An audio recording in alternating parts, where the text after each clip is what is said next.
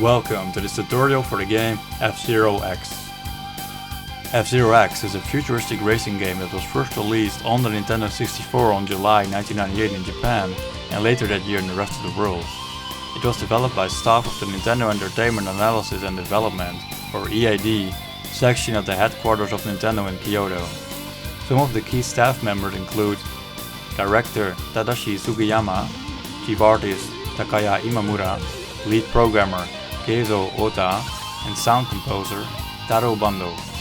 In 2000, an expansion kit was released for the Nintendo 64 disk drive that included the track design tool the staff had used for the creation of the tracks in the game, a ship design tool, 2 new cups, and an extended soundtrack in full stereo. F-Zero X is a very challenging racing game with some very deep gameplay. Many guidebooks have been released, which include 9 dedicated books in Japan alone. Considering this is a racing game and not some long RPG, this fact is quite illustrative for the challenge this game provides and for how deep the driving mechanics are. In this tutorial, I will first fully cover the driving mechanics of F-Zero X. Once those are out of the way, I will provide detailed and in-depth explanations of all the moves and advanced driving techniques this game has to offer.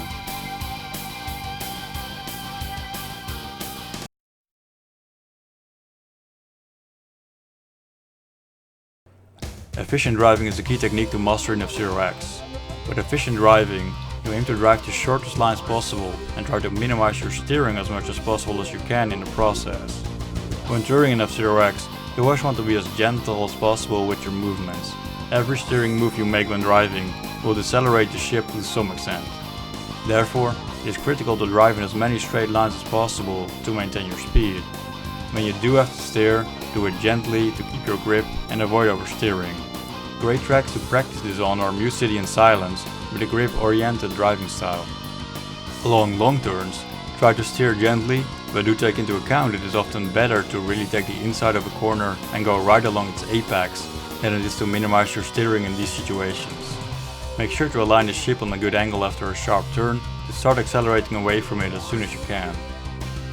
It is good to keep in mind that F-Zero X was released on the Nintendo 64 and optimized for use with the Nintendo 64 controller with that control stick range and sensitivity in mind. It is my experience that if you play F-Zero X on other platforms with other types of controllers, that you will seriously handicap yourself. Often the control stick range and sensitivity of control sticks on other platforms is way off, which makes it way more difficult than it should be to keep good efficient driving lines. Before every race, you are faced with the choice of what ship settings you will use. This is a very important choice to consider and one that will have a major impact on what driving styles will be effective. Let's take a look at the settings gauge. The settings gauge is divided into 15 sections from -7 up to +7 of neutral. The more your settings are towards -7, the faster your acceleration will be and the more effective drifting will become. On the other end of the spectrum, the more the settings are towards +7, the slower your acceleration will be and the higher your unboosted top speed, also called base speed, will be. At high top speed settings, the more important grip will become as breaking grip on those settings will lead to very rapid deceleration. It is important to consider that the two settings directly affected by the settings gauge are the unboosted top speed or base speed and the rate of acceleration. What is unboosted top speed? Unboosted top speed, or base speed, could be defined as the top speed your ship will eventually reach when driving uninterrupted on a flat surface and where the accelerating and decelerating forces on the ship are in equilibrium. To put it in other words, when you are driving on a flat surface and you have a speed lower than your base speed, you will be in an accelerating state. When you have a speed higher than your base speed, you will be in a decelerating state. From this definition, it can be easily understood that the ship's decelerating rate is directly connected to the ship's unboosted top speed or base speed. In other words, settings more tuned towards top speed will result in better speed maintenance or slower deceleration at high velocities. The easiest way to get a quick approximation of your ship's unboosted top speed at any specific setting is to drive a completely straight line on silence. Only hold the A button, and halfway through the track your speed will start to approach it. To get a good idea of what settings are useful in most situations, take a look at this overview of all staff ghost times on every track with the matching settings. Most of the settings shown on this overview are not the absolute best you could choose, but all of them are pretty close. This should give you a good idea of what you should be aiming for when you start your journey of beating all staff ghosts. A hidden mechanic heavily affected by the settings gauge is the ship's floating ability. This has a huge impact on many strategies in the game where dives can be an integral part. The faster your acceleration is, the better the ship's floating ability becomes. Your floating ability could be defined as the ship's ability to maintain height when airborne. The higher your acceleration settings are, the slower your deceleration rate will be when flying upwards. As more complicated strategies are often highly dependent on gaining height for setting up big dives or flying through the air for long periods of time, a good floating ability and thus matching acceleration settings can be essential.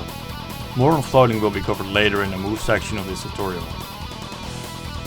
Finally, a hidden mechanic only subtly affected by the settings gauge is the machine's grip. On average, +1 tick, for instance from 0 to 1, increases the grip by 1/27th of a grip point. Thus, the difference of the full settings gauge between -7 and +7 settings is about half of a grip point, halfway between A and B grip. This means the settings at high acceleration cause the machine to have slightly less grip and vice versa. This stacks with the effects the weight of the ship has on its grip and with the ship's grip rating. One last effect worth mentioning is that higher grip makes you get knocked around less in collisions with other machines, but the difference it makes, while somewhat tangible, is tiny.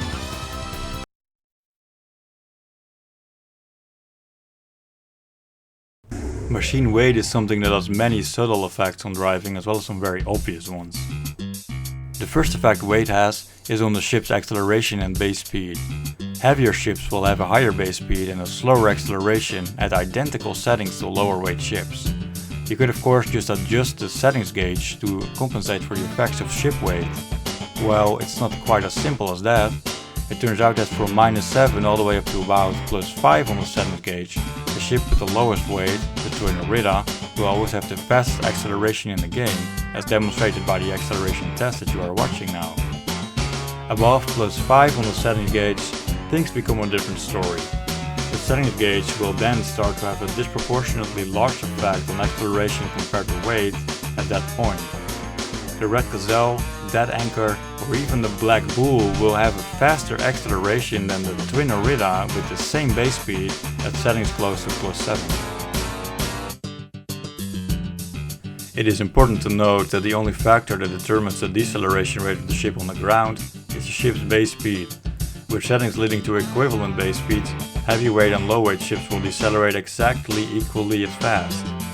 This is also true when traveling up slopes.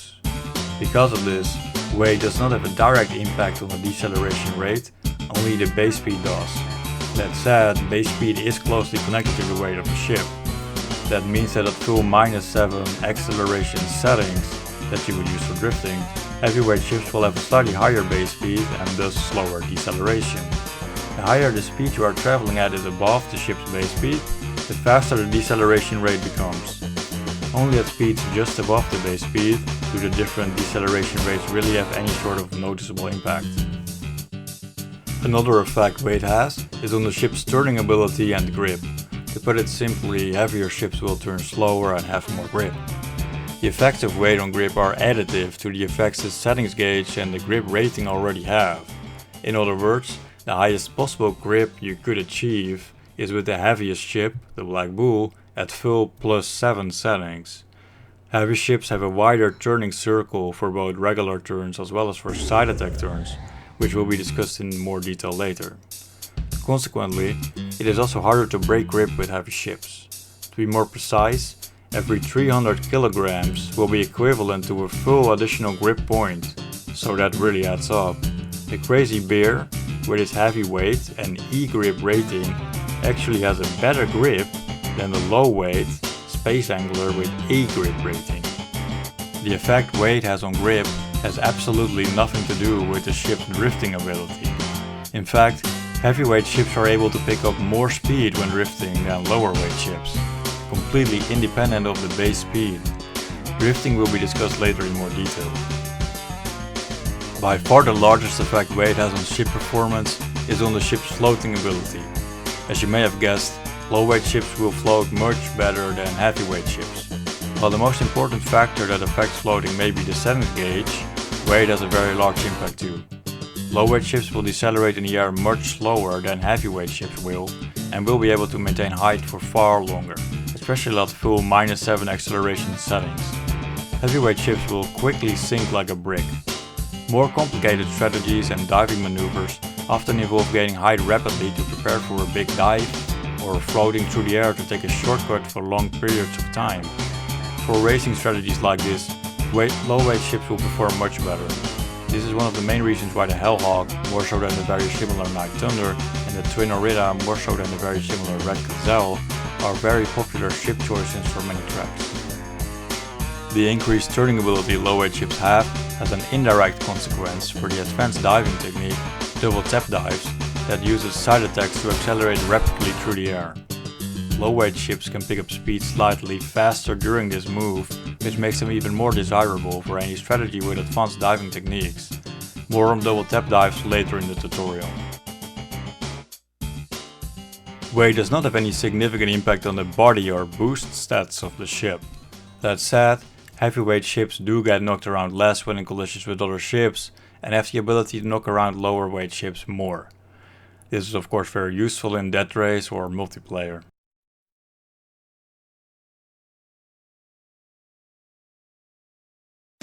The refill zone, sometimes just called the refiller or the pink stuff, is a pink strip on the road that recharges your energy meter.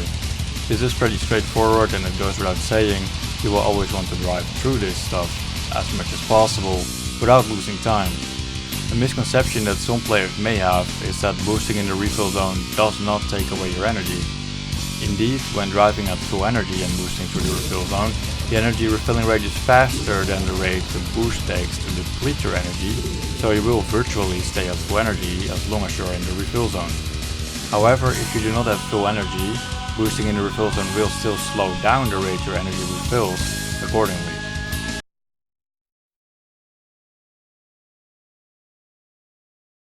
Boost power is the trade-off of energy for a boost that increases your speed.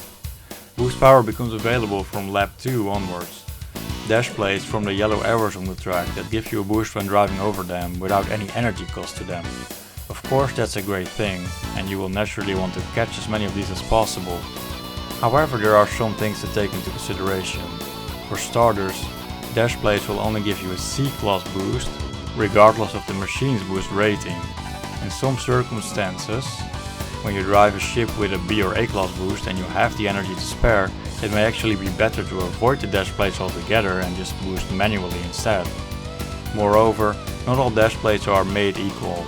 Some dash plates are much larger than others in size. An example of very large dash plates is on the first track, Mute City. Large dash plates often take more than one frame to pass from one end of their hitbox to the other. On Mute City, it is therefore actually faster to take a slightly wider driving line and pass over the full length of the dash plate to benefit from as many frames of boost as you can. This will allow you to build significantly more speed than if you take the absolute inside of the turn and only just briefly touch the dash plate. An important aspect to consider for the more advanced players is that boost will have no effect whatsoever when traveling at speeds over 2000 km per hour. This is actually pretty significant, because the higher the speed is above the base and boosted top speed, the faster the deceleration on the ground will be. Obviously, speeds above 2000 km per hour will be well above any ship's base speed. Boosting will slow down the deceleration quite significantly.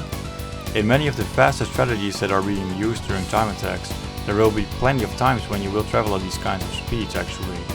It is therefore often quite useful to boost immediately when the ship's speed falls below 2000 km per hour to maintain these high speeds for as long as you can. In fact, many times you will want to chain boosts to avoid the rapid deceleration when traveling above the ship's base speed without boost. This is almost always faster than spreading out your boosting spots all over the track. As a small footnote, the 2000 km per hour boosting limit is equal on the NTSC and PAL versions of this game, despite the PAL version running at lower speeds. The PAL version is the game that was released in Europe and Oceania. In fact, 2000 km per hour on the PAL version would be equal to about 2400 km per hour on the NTSC version. This means that, comparatively, The players of the PAL version have more effective boosting powers at high speeds, and therefore are advantaged on tracks where you can reach these kind of speeds regularly.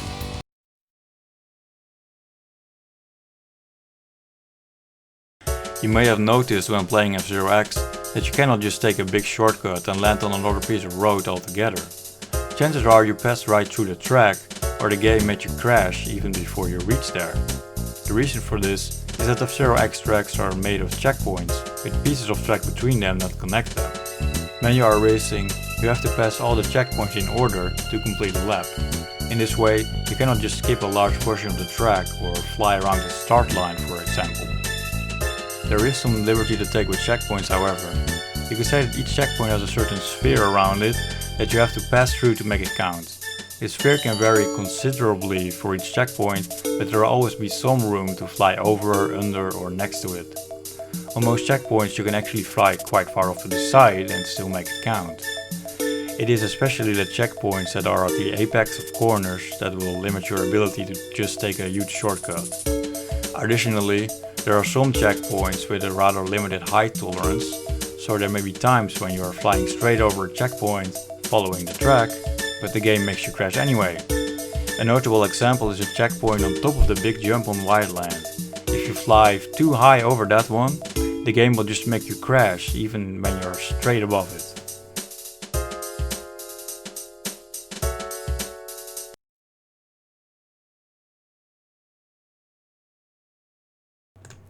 Jump plates, sometimes called jump bars, are red plates that are present on tracks like Muse City 2, Wildland and Muse City 3 that launch the ship into the air when you drive over them.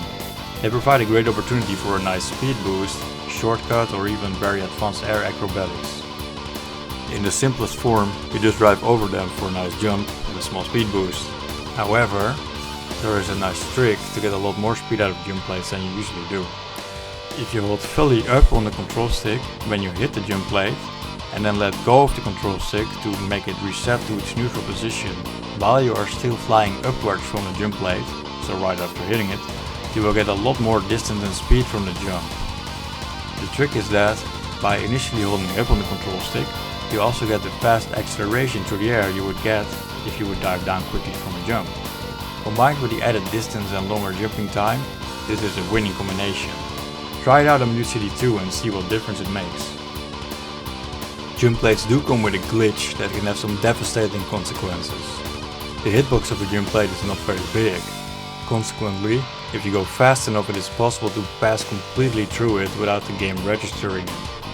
If you go fast enough to be in front of the hitbox on one frame and then already passed it on the next one, this will prevent the game from registering that you ever even hit it. It goes without saying that the faster you are going, the more likely it is that this will occur.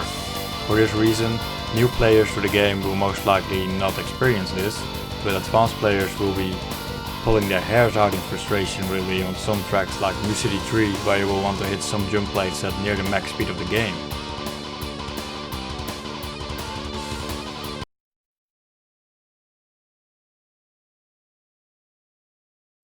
In the more advanced strategies used during F-Zero X races, it is very common to chain 2 or 3 moves together. A chain reaction like this is only possible by taking along the speed from the first move to allow for the possibility of the second move and so on. For instance, you would use a drift to get enough speed to lift off from the track so you could do a subsequent dive that would have otherwise been impossible. In the most extreme cases, the entire race can be seen as one big chain reaction, like on Firefield. This is only the case for the most advanced strategies that you could use on this track, and for this reason I believe it's the hardest strategy in the game that you could perform. Do not worry about doing any of the moves shown in the demo here. After the next section, which will explain all the moves in detail, you will be able to name and understand every move in this video.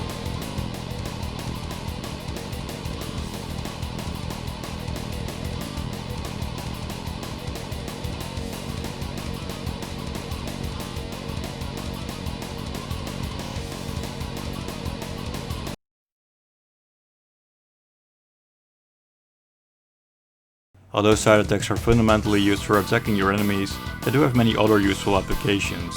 Among the various usages, one of the most useful is using side attacks for cornering. For this application, You use a rapid succession of side attacks to aid the ship around the corner and keep your grip in the process for minimal speed loss. In circumstances where you can't get around a corner using just your machine's baseline grip, you can side attack and create a better angle for you to squeeze around it. An important subtlety for the use of side attacks during cornering is the timing of the side attacks. If side attacks are started before cornering, you will be able to preserve a lot more speed than when you use them halfway through a corner.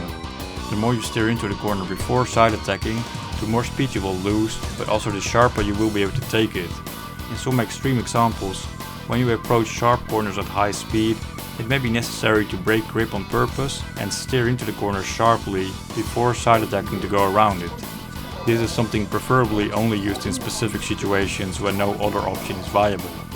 In most cases, you will want to keep grip and only start steering at the start of the first side attack. During side attacks, feel free to steer as sharply as possible through the corner. While double tapping R for right side attacks or Z for left side attacks is sufficient to perform a side attack, additional R or Z presses do allow you to take the corner even sharper. This works all the way up to 30 presses per second, every other frame in this game. If you press faster than that, the game will count it as holding down the button, which does not work as effectively. Another aspect to take into consideration is that machines with low grip double tap turns sharper than machines with high grip. Consequently, machines with lower weight will double tap turn sharper than heavier machines, even with identical grip ratings. A note on side attack cornering is that this technique is sometimes referred to as jumping. I will not use that term myself in this tutorial because I think it can be confusing. The term jumping was first coined by a guide of the British N64 magazine back in their January 1999 issue, where they referred to using side attacks as jump the corner. Later, players adopted this term to refer to the grip driving style as driving a jumper, because you always want to stay in grip and frequently use side attacks to take turns. I personally think that this is confusing because no matter what driving style you have or what settings you have chosen, using side attacks to turn is something that is always very frequently used.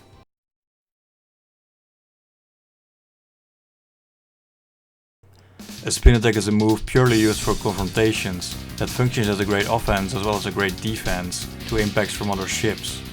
It works by holding down R and double tapping Z, or holding down Z and double tapping R.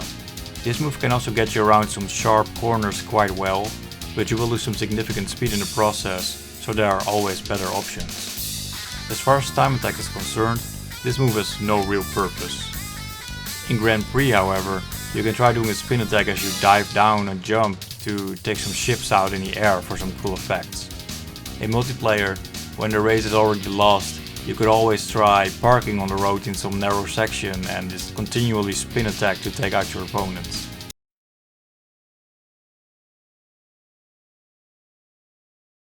Slide cornering is a largely useless move that may only come in useful for beginner players. During slide cornering, you hold the R button down for a right corner and the Z button for a left corner. This will allow you to take turns sharply without breaking grip. This move is mostly obsoleted by side attack cornering, as you will lose less speed via side attacks, and side attacks also allow you to take corners sharper.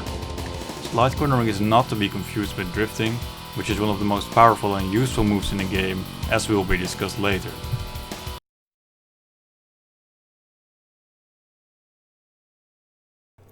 Blast turning is done by quickly tapping the accelerator during a turn. This is another way to prevent the ship from losing grip at minimal speed loss. While this is one of the main techniques of cornering on the Super Nintendo version of F-Zero, in F-Zero X, this is something you only do for some minor adjustments. Generally, the only cases you will want to use this technique is if regular steering almost, but not quite, cuts it to take a corner while keeping your grip. Doing a side attack in this case will decelerate the ship more than a quick tap on the accelerator. It is also a good technique to use when you do accidentally lose your grip for a quick recovery. This technique is a lot more useful when used in combination with the air-ground glitch, which is an advanced technique that will be discussed later.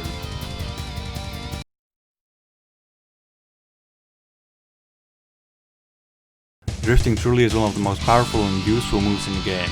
On top of that, it is a lot of fun to do. It will most likely take some serious practice to master drifting, so do come prepared. If you do, however, you will really blow the computer away on any difficulty in Grand Prix, and most stat goals will become a total piece of cake. In addition, good drifting will open up a huge box of tricks of additional moves. It is truly worth the effort to get this one under your belt.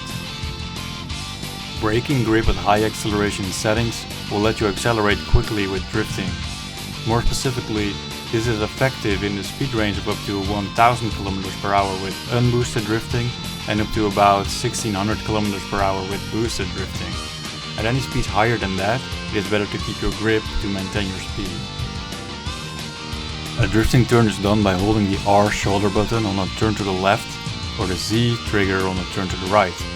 It is this opposite of slide cornering. By doing this, the ship will break grip and will start to turn into the corner. This is what could be called the preparing phase, in which the ship will first decelerate while the nose of the ship is turning toward the direction of the corner you are approaching. In the next stage, the ship will begin to drift into the corner while simultaneously accelerating. The last phase is the exit of the drifting motion after the corner. You do this by counter-steering to the opposite direction of your drift to move the nose of the ship into a straight position again and regain grip. Alternatively, side attacks are often used at the end of drifts in combination with counter-steering to regain the grip. The reason why a side attack may be preferable is that you can extend the drifting motion all the way to the very edge of the track, which allows you to gain the most benefit from the acceleration during the drifting motion. The side attack is then necessary to pull the ship back towards the middle of the track and to straighten out. When setting up the drift, it is often optimal to start out wide on the opposite part of the road to the corner. Start the preparing phase before the corner and then drift into it sharply. Ideally, you will get close to almost touching the apex of the corner. After the apex, drift out wide again and aim to both extend the drift for as long as possible and take a nice wide angle to end up close to the edge of the road again when you exit the drift. The best track to really practice this movement is on Big Hand.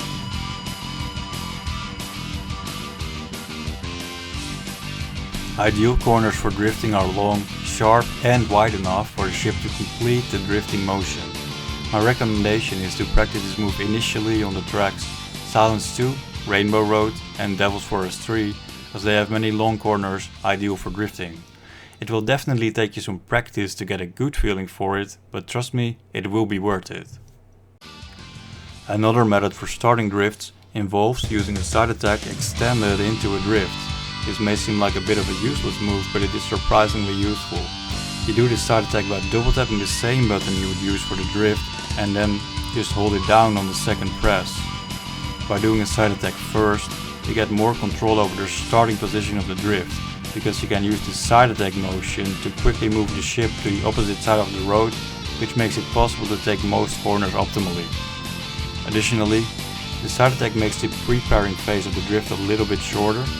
In many cases, you only have limited time to prepare the ship for the drifting position, and shortening the preparing phase can help take on difficult corners as well as shorten the decelerating phase of the drift. It's really pretty easy to do, so it's good to get this into your toolbox as soon as you start to learn drifting. The effectiveness of drifting is greatly impacted by the ship's grip rating. The lower grip rating it has, the more effective drifting becomes. In other words, the only ships that really qualify as good drifters all have an E grip rating, with some rare exceptions for D and maybe C grip ratings. Great ships for drifting include the Hellhawk, Night Thunder and Crazy Bear. In some exceptional cases where there is a lot of floating and other airborne moves going on, and comparatively little drifting, you'll want to consider the Wonder Rat with its D grip rating or even the Twin Orida with its C grip rating. Acceleration also has a big impact on drifting as far as the settings are concerned. So much so that I would always recommend full -7 settings to take full advantage of the drifting power.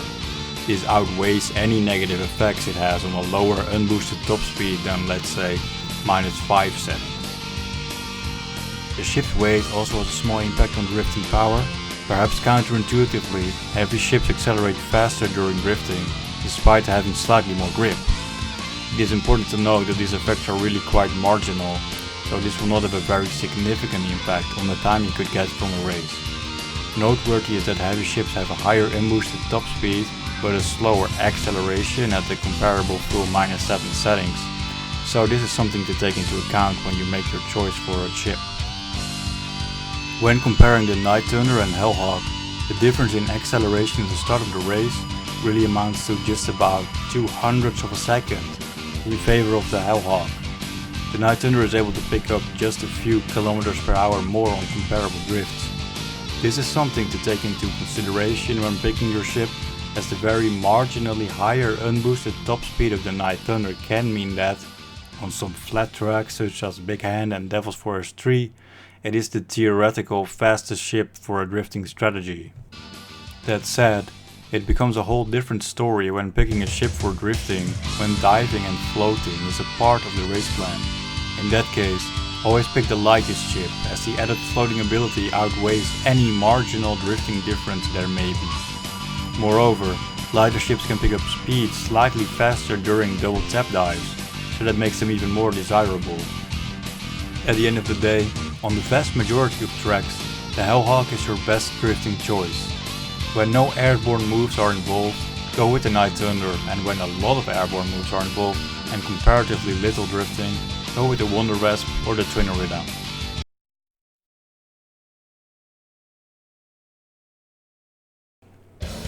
A switch drift can be defined as a drift where the direction of the drift is changed to the opposite direction while staying in drifting mode. This can be achieved by holding down both the R and Z buttons and just turning into the opposite direction. Holding down R plus Z will prevent the ship from ever regaining grip.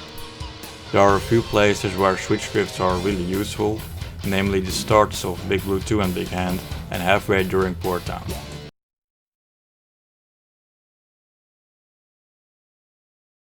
Rail drifting can be seen as an extension of regular drifting. In F-Zero X, the rails on the side of the track don't really stop you when drifting. Actually, they facilitate drifting. This provides tremendous opportunities, of course, to allow for drifting on long pieces of road without adequate corners. The angle you will want to aim for is a ship about 50 degrees turned towards the rail. You can do rail drifting in corners as well, but keep in mind that you have to continually adjust the ship's drifting angle to match a good angle with the rail. It does work a bit better on some rails than others. It's great on rails that are smooth and straight, but on others you will find the ship bouncing back and forth into the rail. An example of a rail like this is the right rail at the start of Mute City. Don't worry about it, as long as you keep a good drifting angle you will build speed anyway. Of course, rail drifting presents a trade-off. You'll lose significant energy when drifting like this, especially in combination with boosting. So it is something you will want to use only in the right circumstances. Especially on opener laps, this will be useful to compensate for the low base speed on straights that drifting settings present. Moreover, rail drifting allows for many additional moves you can do on opener laps that would have otherwise been impossible because of the higher speeds it allows. For instance, on the very beginning of Firefield and Space Plant, you can get airborne and get into some high-speed dives right in the beginning of the opener lap already. Great places to practice this are right at the start of Mute City, Sector Alpha, Firefield, try to get the liftoff onto the ramp, Mute City 3 and Space Plant. As you get better at drifting, you will find that rail drifting eventually becomes second nature. It's good practice to just blow away your energy in the last rail drift right before the finish line. It still counts when you finish with the ship blowing up.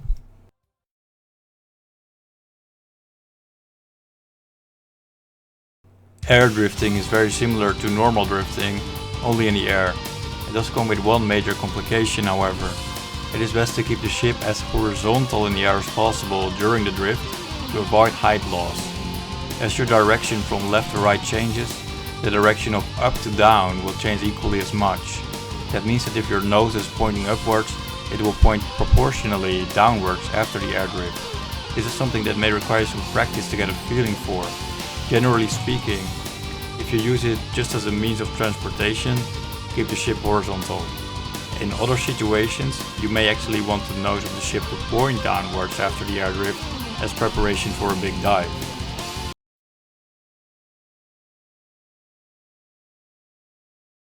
Halfpipe Bros provide a special case for one of the coolest tricks in the game. Once you get the hang of this one, you will really blow that Wildland 2 staff coats out of the water. It works as follows. If you are driving in a halfpipe, When you position the ship close and parallel to the edge of it, you can accelerate very rapidly by side attacking. You can even reach the game's speed limit of 3000 km per hour. Now, this will only work on certain straight pieces of half-pipe that are of the right width as to not make the edge too lower to see. If you are on the right side of the half-pipe, you use right side attacks by mashing the R button, and if you are on the left side of the half-pipe, you use left side attacks by mashing the Z button. Half-pipe side attacks are an intended move in the game. Lead programmer Keito Ota even described this trick in an interview prior to the game's release. He was able to beat the Wide-Land 2 staff ghost by over 10 seconds during the game's testing. They left the trick in because it was exciting and provided a fun challenge. This trick works because the ship will be tilted on its side while you side attack. If you do right side attacks with the ship tilted to the left side, you will accelerate very fast. Similarly, when the ship is tilted to the right side, you use left side attacks. This is the basic principle behind perhaps the most powerful move in the game, the double tap dive.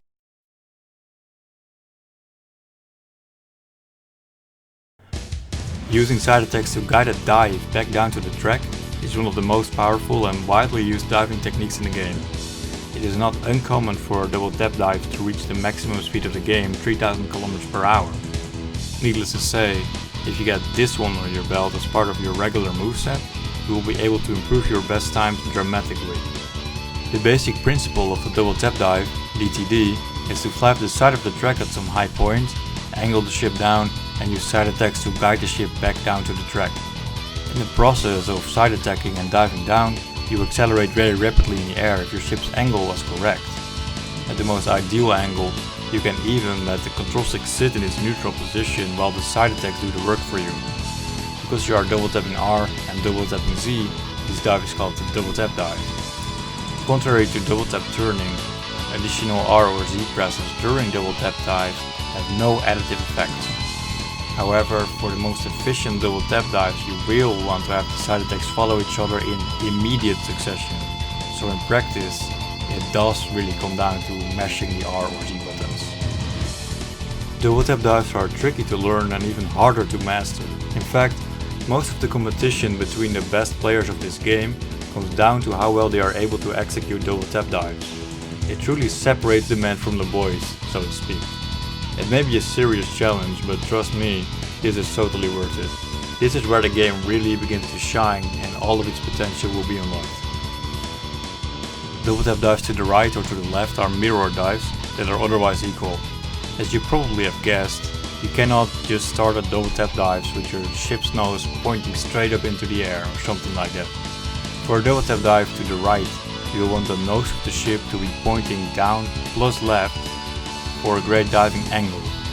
Once the ship is in position, use right side attacks by mashing R while holding up on the control stick to dive down. With the help of side attacks, you will be able to dive more or less diagonally down to the track, depending on your starting angle. A double tap dive to the left is the exact mirror of a double tap dive to the right. While this explains the basic principle of double tap dives, there is a lot of subtlety involved into getting the best dives. The majority of the difficulty is really in the setup phase of the dive. It's all about getting the right angle for your ship. If you can manage that, the dive itself will be pretty straightforward. So, what makes a good angle and how do you know what angle to really aim for? It is important to understand the following concept. The more sideways tilted the ship is, the faster the acceleration in the air will be, but the less flexibility you will have in adjusting the diving path. There may also be situations when you need to make a major adjustment to your diving path, so you want the ship to be more or less straight. When you're diving down, it is good to play around with the double tap dive angles a little bit by holding the control stick anywhere between the up plus left, up and up plus right positions. As you can imagine, there's not one secret to mastering double tap dives, but each dive may be different depending on your approach. It takes a lot of practice to really get a good feeling for it, even to the point that you could save doomed double tap dives and really nail great ones. Generally speaking, the more extreme your angles are, the more speed you can get from the dive, but the more risk you are taking as well. I would really recommend to keep it very simple in the beginning. Maybe add one side attack to your dive, see what effect it has. Then maybe add 2 side attacks to your dive. Next try flying out to the side a little bit more for a better angle. Just very small steps. As you are slowly building this up, make it a priority to actually land back on the track every time. There is no shame in not doing the optimal most crazy double tap dives right at the start. That is a major challenge, even for the most experienced player. Tracks to start out with to practice double tap dives are Port Town 1 at the big jump, White Land, jump before the refill zone, the end of Sector Beta, the jump plates on New City 3 and right at the beginning of Rainbow Road as well. Again, start small and slowly build it up to get a feeling for it.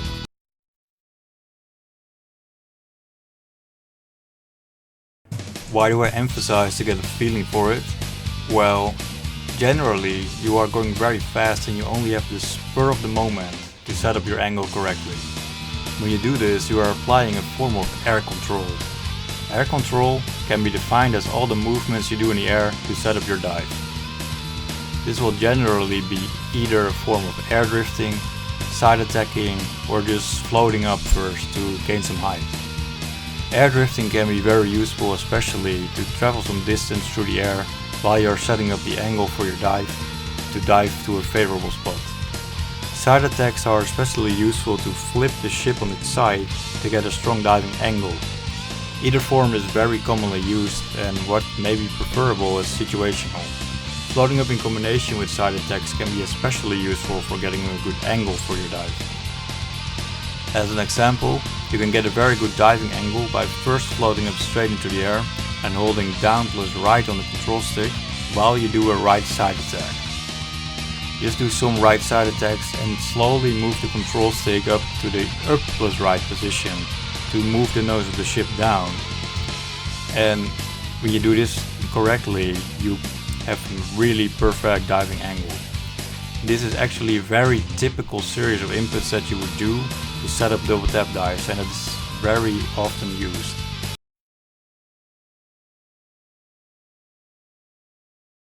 The more sideways your ship is, the faster you can accelerate in the air, but also the less flexible your turning becomes when diving down. This principle is used when doing what is called a low dive form of double tap dives. While the name may imply this is used for dives only that happen from low height, the principle refers to the ship's angle and not necessarily how high you are when you're diving down. Low dive form is not a move in itself, but it's a modification of a double tap dive. It's especially useful for some double tap dives for when you actually have low height to still get a good amount of speed out of them. In the low dive form, the principle is that you force the ship as much sideways as possible as fast as you can to accelerate rapidly. Of course, that means that your turning flexibility is very limited, but as you do them from low height, it generally doesn't matter. A great example is the small double tap dive you can do to exit the tunnel on Sector Alpha.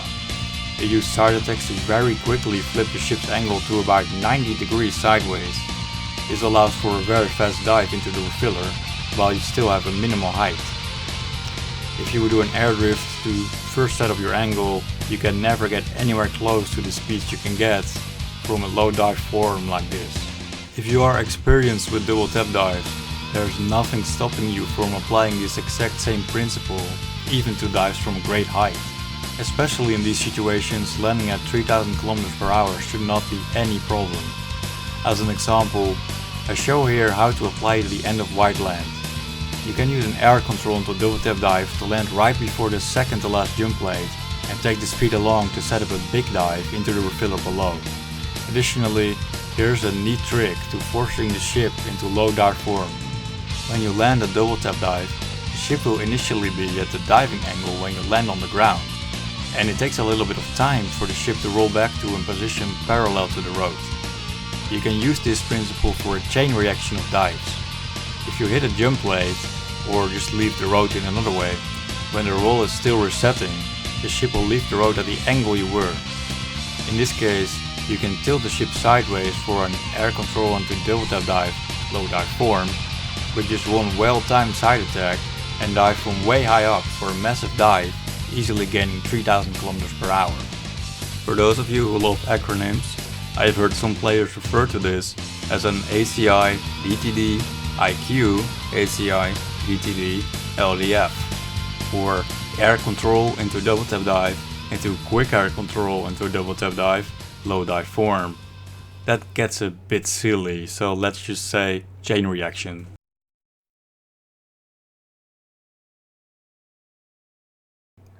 Floating is a really useful technique that works hand in hand with setting up dives. While in most cases you will be floating just briefly to set up a dive, there are also situations when floating for an extended period of time can be very useful. While the basics of floating are simple enough, the nuances of floating are quite complex. Always use a ship on full -7 drifting settings for floating. Never attempt floating with anything less than the settings all the way to the left. If you're trying to float up with grip style settings, you will decelerate very quickly and just sink like a brick. For the best results while learning, the ship ought to be kept rather straight and steady while floating upwards. If each boost does not add to the ship's height, then the ship's vertical angle is incorrect. Additionally, if you start drifting to one side or another, you will probably begin to lose height. In any case, when floating, one gains more and more height by boosting in the air, preparing for an otherwise impossible dive. From the floating nose-up position in the air, the next step is to do a big dive. For learning purposes, I recommend practicing the floating technique on Devil's Force 2 first, just straight up out of the tunnel. The floating technique does take some practice before you can consistently get good vertical angles for gaining height optimally. First, it may seem difficult to point the ship up enough without pointing it up too much. After lifting off, holding straight down on the control stick for too short or too long will cause the ship to sink. Once you have found the correct angle, just leave it there and keep boosting without ceasing. The key to floating is finding the correct vertical angle, not up too much or too little, quickly after leaving the track. Once you can get this upward angle, floating starts to become a pretty intuitive move. The takeoff refers to where the ship first leaves the ground and begins to float, whether by drifting on the edge of the course, over a hill, or by lifting off of a virtually flat area with enough speed. Here are the principles that you need to know for the takeoff. 1. The greater the speed of the ship before taking off, the higher the ship will lift off the ground.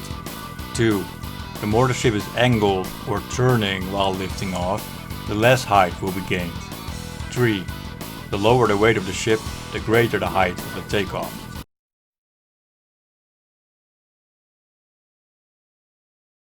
As far as the floating path is concerned, the straight path gains the most amount of height per boost. However, advanced players will occasionally want to drift to the left or right while floating, for a few reasons. 1. To aim for a particular portion of the track. 2. To cut off a section of the track for a shortcut. 3. At least some drifting is required in order to perform a good diagonal dive. 4. To change the angle of the dive. And 5. To change the timing of the dive. Hold on, you may be wondering, what is a diagonal dive? Diagonal dives form a distinct diving technique from double tap dives. Contrary to double tap dives, during a diagonal dive, side attacks play no part in accelerating through the air. There are two types of diagonal dives that can be distinguished: air diagonal dives that are done from a floating position, and true diagonal dives that are done straight from the track. All types of diagonal dives have a speed limit of 2000 km per hour, contrary to 3000 km per hour for double tap dives. Boosting during the entire diagonal dive is required to gain speed and to keep the ship in a diagonal diving position. You may be wondering, if double tap dives can get 3000 km per hour, then why would you ever want to do a diagonal dive? Well, as a rule, diagonal dives are therefore only used in situations where you cannot get enough height for 2000 km or faster double tap dives. During a diagonal dive, you are able to dive back down to the track at a less steep diving angle, and therefore you gain some significant speed from a very minimal height. Height that would even be insufficient for a low dive for a double tap dive. Air diagonal dives are always done from a floating position. The process works as follows. In case of an air diagonal dive to the right, after getting an adequate amount of height from floating, begin to drift to the right gently during subsequent boosts in your floating path. Then begin to drift to the right as much as possible without beginning to sink on the last height gaining boost. Then just before the ship eventually begins to sink, quickly move the analog stick to the right to give the last push so the ship will start to sink. Immediately, move the control stick straight down and boost in between these control sticks positions. Boosting is absolutely required for a diagonal dive to work. Additionally, holding down the R button in this case will make it easier for the ship to lock into the correct diagonal diving position to the right. When done correctly, the ship will diagonally dive down, with the nose of the ship pointing diagonally upwards into the air. After landing, immediately counter steer to straighten the ship up and keep the highest cruising speed you can. For a diagonal dive to the left, it works exactly the same, but of course, move to the left instead of the right and hold down the Z button during the dive. What is a good example of when you would actually use this? Well, by far the best example that combines all the techniques discussed during the floating section and that uses the air diagonal dive is a special strategy for lap records on Mute City. Watch the following clip and see how many of the principles just discussed you can recognize.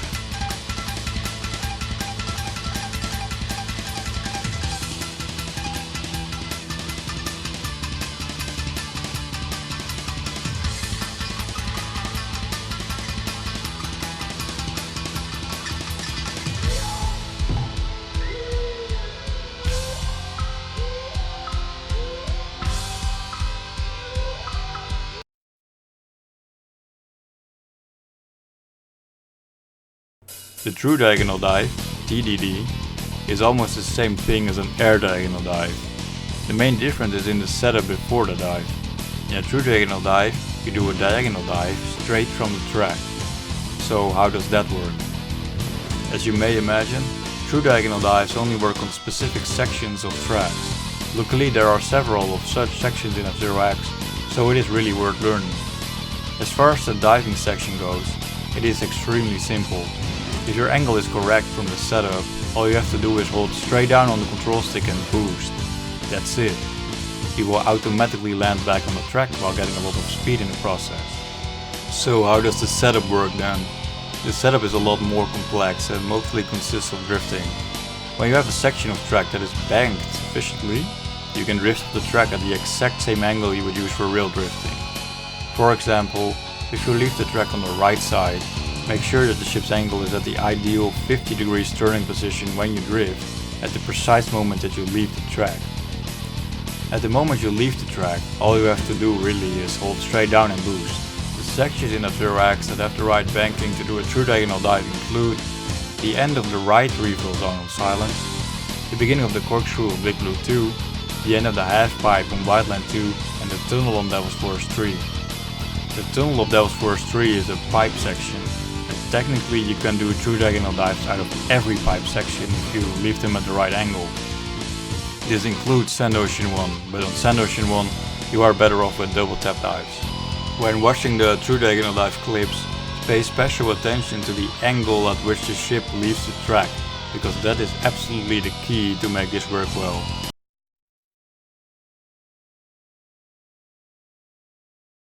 The air ground glitch is both a unique and powerful trick in the game. Air ground glitch is a glitch that allows you to basically fly around the whole track at will and rapidly gain height for otherwise impossible dives. It comes with a whole unique set of controls that form a hybrid between ground-based driving and floating. Air ground glitch is activated by landing in the rail of the track and then immediately leaving the track. This glitches the game into a hybrid playing style that contains both part of ground-based physics and air-based physics. Even all the track elements such as dash plates, jump plates and the refill zone all work in the air. Because part of the air ground glitch is floating based, it works best at full acceleration settings and with low weight ships. Contrary to normal floating, during the air ground glitch you can actually gain height rapidly by having the ship tilted on its side. This is usually done with some side attacks, just like you would in preparation for a dive, but then with the nose of the ship pointing upwards. If you get a good angle like this, you can just float up into the air without even the need of any boost. For this reason you can do air ground glitch pretty much at any moment during a race, including right from the get-go in the opener. A tricky part of the air ground glitch is that, unlike regular floating, you can lose your grip in the air, which causes the ship to sink rapidly. This is where accelerator tapping really comes in useful. Just by tapping the A button you can actually prevent the ship from losing grip, just like on the ground, but this allows you to float up very rapidly at very extreme angles.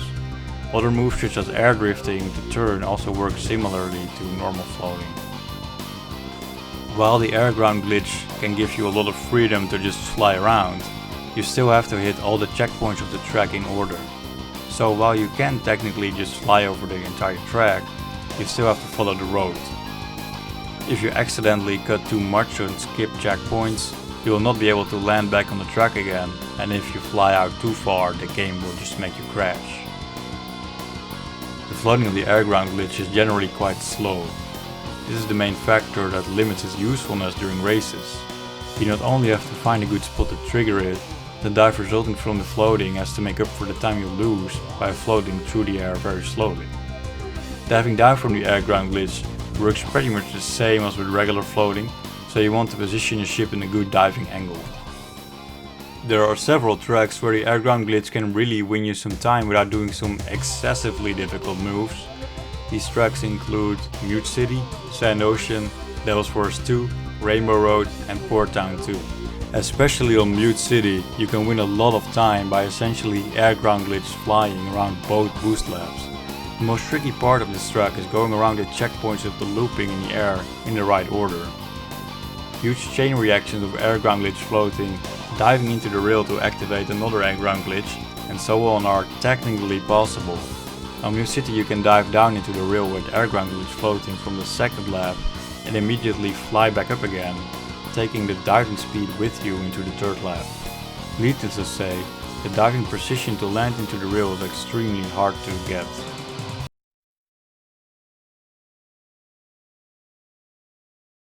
The double tap ascend, as the name may imply, is a move where you use side attacks to ascend into the air. Now this is something you want to use to some extent in preparation for double tap dives, quite often, but there is a reason why I mention this only as the last move in this tutorial. The full potential of the double tap ascend is really at the forefront of knowledge we have about F-Zero X. It is a move you can do at all times, but specifically in combination with the air ground glitch, it is very powerful. When ascending with double taps, you really only want to double tap the R or Z button for immediately succeeding side attacks. Unlike all other scenarios, more R or Z presses will actually work against you in this case. At the perfect angle you can actually accelerate while ascending upwards like this. This is of course most easily achieved when in air ground glitch state. If you flip the ship onto its side to some extent, hold down and use double taps, you can accelerate through the air for a very long period of time. But the angle to make this work and the timing of the double taps is very difficult. It's fair to say that no player has come anywhere close to utilizing the full potential of this move at all. As you can see in this demo, you can fly around and keep accelerating throughout most of Mute City with this move. Mute City is also no exception. You can do this around almost any track, in theory at least. Maybe you will be the next player to find a way to utilize this move well and take it to the next level to become the next F-Zero X champion. This has been the driving mechanics and moves tutorial for F-Zero X. Thanks a lot for watching this tutorial, and make sure to stay tuned for detailed track specific tutorials that will follow soon on this channel. If you like to compete in F-Zero X Online yourself, make sure to check the links in the description of this video. Have fun!